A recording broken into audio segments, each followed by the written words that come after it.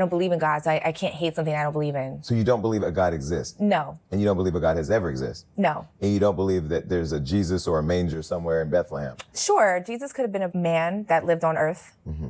I mean, I don't care to argue that. It doesn't make him God. All right, so y'all know Amber Rose. Amber Rose has been in the spotlight for pretty much as long as I can remember at this point.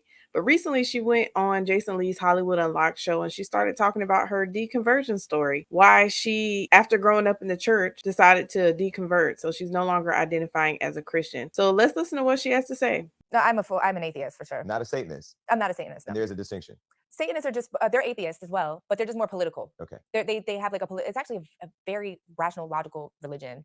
They help a lot of people, a lot of women to get abortions in southern states that, where they're illegal. They help a lot of the gay community, the LGBTQ plus community. Let's stop right there, because why is helping people to get abortions rational? Have y'all seen the process of early or late term abortions? It's not pretty. And matter of fact, do this for me. Go to caseforlife.com. That's Scott Klusendorf's website. And there's a 60-second video on there. If you can watch that video and call abortion rational, then I got some serious questions. They're really great with that. They just use Satanists to kind of just troll, but they don't believe in Satan at all. Okay, so when I hear somebody say atheist, I hear anti-God. Is that true? No, it's just the non-belief. Okay. So people would say, okay, you're an atheist. Why do you hate God? I don't believe in God. So I can't hate something I don't believe in. So you don't believe a God exists? No. And you don't believe a God has ever existed? No. And you don't believe that... I'm wondering if whoever she had this conversation with, I'm assuming had to have watched God's Not Dead maybe on repeat about 50 times. Because it sounds like that scene, he asked the professor, like, why do you hate God? And he says, God took everything from me. And then he's like, how can you hate someone that doesn't exist? And it was supposed to be like this mic drop moment. It was low-key kind of corny or cheesy. And I say that as someone who actually appreciated God's Not Dead. But anyway, that just sounds like a funny conversation. So Amber, I'm sorry. Maybe that wasn't the best argument. There's a Jesus or a manger somewhere in Bethlehem. Sure, Jesus could have been a man that lived on earth. Mm-hmm. I mean, I don't care to argue that. It doesn't make him God.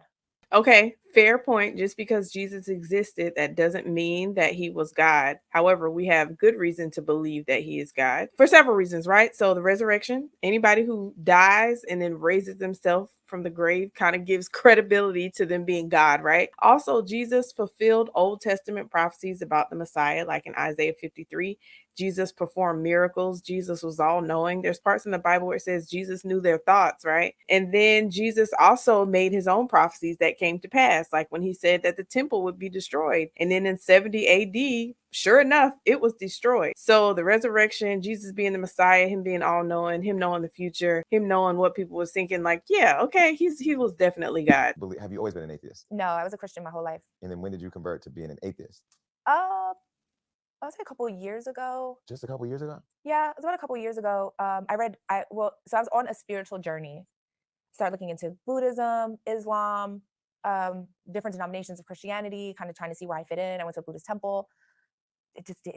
Nothing felt like right. And then I remember just being at church my whole life, and I was just like, people would be like, I felt the spirit, and I never felt no spirit. Never? No, I would like always put my hands in the air. Like I kind of emulate people around me at church.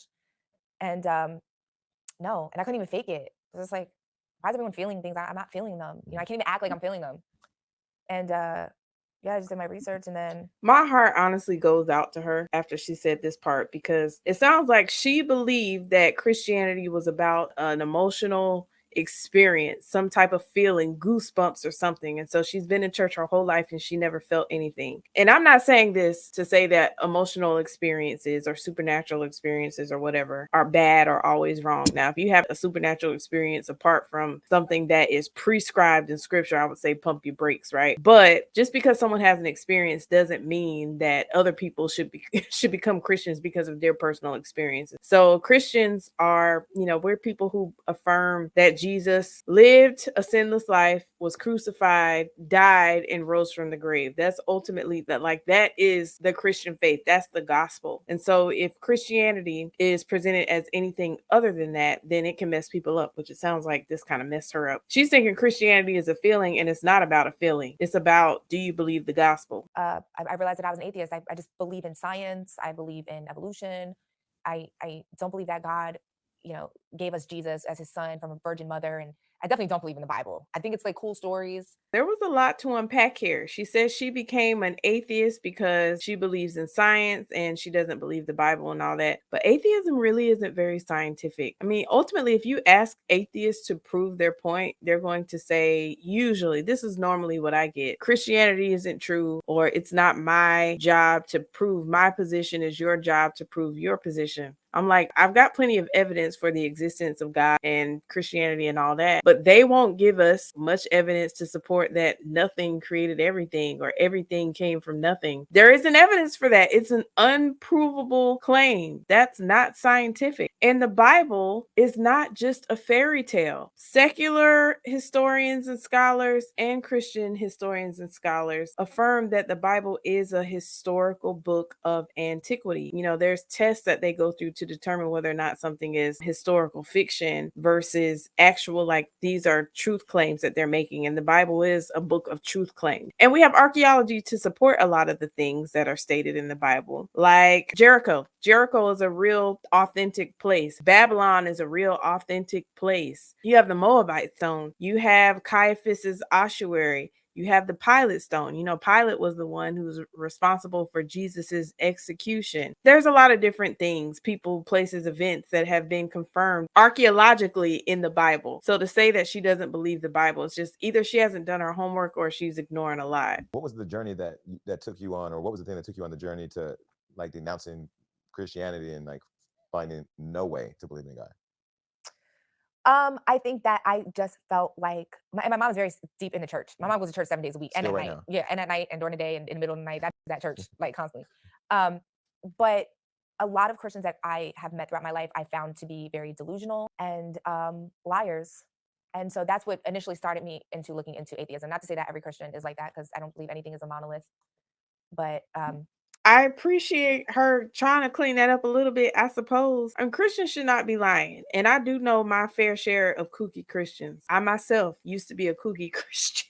Some of y'all might still think I'm a Kookie Christian, but I digress. Here's the funny thing. So she's saying, well, Christians are liars, but that presupposes a moral law. And a moral law presupposes a moral lawgiver. So basically, she's stealing from a theistic worldview, really a Christian worldview. Of course, she probably wouldn't admit that, but she's stealing from our worldview to try to judge the morality of Christians, which doesn't really make sense to me, but okay. I realized that I was an atheist, and I think there's no evidence that a God exists. It's just people believe it, and then it becomes true for them. There's no evidence that a God exists at all. That's wild. Again, the universe began to exist. So if the universe began to exist, there must be someone who caused it, or something, someone or something who caused it to come into existence. So it must be a personal God, because we are personal beings. So I wouldn't expect a non-personal entity to create personal beings. It's got to be intelligent, because I mean, if you just look at the DNA of a human being, that's like a whole plan. Look at the human cell. The human cell is complex, and you can't have certain parts without having other parts. So you can't even say that the cell is where all life began, because that just creates another whole set of issues. So there's better evidence for God's existence than there is for the universe just being here for no reason at all, especially since scientists already affirmed that it at least had a beginning. See, when I think of atheists or people who don't believe in God, I think of people who just always believe that. But if you believed in God, did you ever believe deeply in faith? Like, did you ever have a real deep sense? I mean, I prayed for sure. Okay. I definitely prayed, but that's all I knew. Mhm. I was like indoctrinated into Christianity because I was just raised into Christianity. But I don't believe that there's any evidence for a God at all. Mm. Well, there's not actually. So so when the Bible talks about blasphemy, and blasphemy being the one unforgivable sin from God, you don't even believe in that because you don't believe there's God. So there can't be that one sin that is going to condemn you to hell. Do you believe in hell? No. So when you I don't die, believe in the devil. I don't believe the devil exists. I don't believe in any I believe that they're fictional characters, and this is probably going to make people really mad, but I believe that Jesus was a cult leader, and I believe that it actually worked, and they spread his word all around the world. Jesus is a cult leader. Have you said that publicly before? Maybe probably on my podcast. Because I just felt the internet shake. Maybe that was God. Huh? Wait, Jesus, that you? Jesus is a cult leader? Yeah.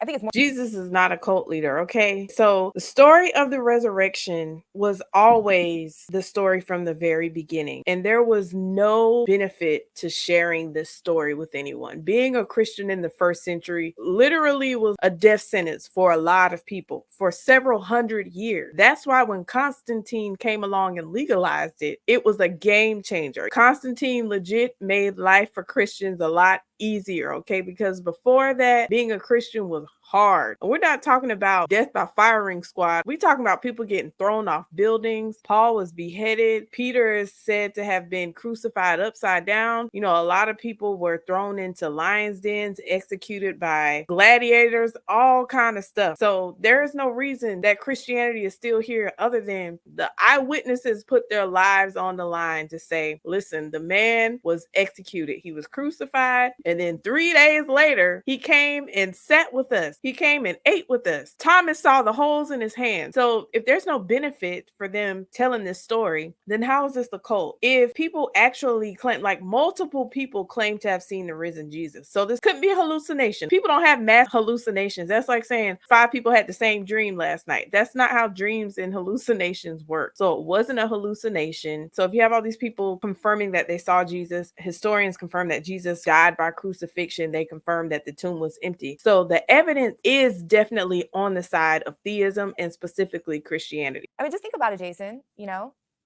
live, you know, by my word, do as I say. I'm a selfish God. The Bible says that God is a jealous God. That's not the same as selfish. It's kind of like in the way a husband should be jealous of his wife. Like if he had a wife that was committing adultery, like obviously he should be jealous because that's his wife. That's not somebody else's wife. That's his wife. So that's the same way that God owns us. So he has a right to be jealous for us, but he's not selfish. Spread the word around the world about who I am. And then the people around him were just like, you're crazy. We're going to kill you. Because you're like indoctrinating all these people into your belief system. Like cults don't have to always be, you know, I mean, he had some good lessons along the way, but not just good lessons. Jesus was a miracle worker. Jesus made people's lives better. Jesus gave people hope, especially via the resurrection. Talk about an encouraging event. Not he had some good lessons along the way. I'm just saying. The church community is somewhere throwing Bibles at the script. But they don't have to because that's my belief, right? I'm Yeah. not throwing anything at them for their beliefs. You're not throwing anything at Muslims for their beliefs. We all believe in different things. That's why I love America. We live in a free country to have these conversations. I'm an all-American girl. And, you know, I believe that we should all believe in what we want. Yeah, I knew eventually. I'm not mad at Amber Rose. I mean, I think she is completely wrong in most of the statements that she said here. And it just really makes me feel bad for her because either she has suppressed the truth that she knows is correct, like Romans 1 says, or she just really hasn't been exposed to apologetics and the evidence for the resurrection and the evidence for a creator. Like there's plenty of scientists, biologists, chemists, doctors, philosophers, plenty of really, really smart people affirm the existence of God and confirm the existence of Jesus and confirm that people believe that Jesus was a miracle worker. So I just hate that she seems to be totally ignorant of these things. I wonder if it would affect her belief in God or her belief in the Christian faith. But anyway, I just thought this was an interesting video. I'm sure all of us have an Amber Rose in our lives. Pray for them. Don't get mad at people for making statements like this because I think the Bible talks about how all of us, we've all said things out of ignorance. And so this is a great opportunity for you to learn some things about the truth of Christianity, brush up on your evangelism skills. I think this is something that we all need to do a better job of making disciples. That's our job, is to go out into the world and make disciples. That's what Jesus said. So anyway, hope you enjoyed this video. If you did, please give me a like, share it with a friend, and subscribe to the channel. Also, I am accepting members if you want to support my channel. So anyway, y'all be blessed and I'll catch y'all at the next one.